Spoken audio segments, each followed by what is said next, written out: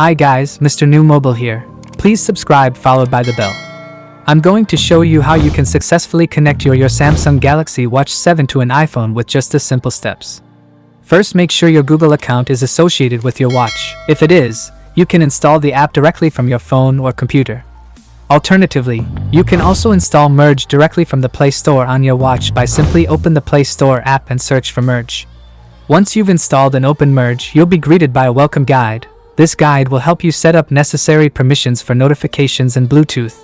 Make sure to complete the steps carefully. Now, let's connect your Galaxy Watch to your iPhone. Scroll down in the device list and select Add Another. Your watch should now be visible to your iPhone.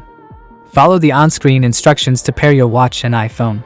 Once paired, a prompt will appear on your iPhone asking for permission to share notifications. Make sure to approve this.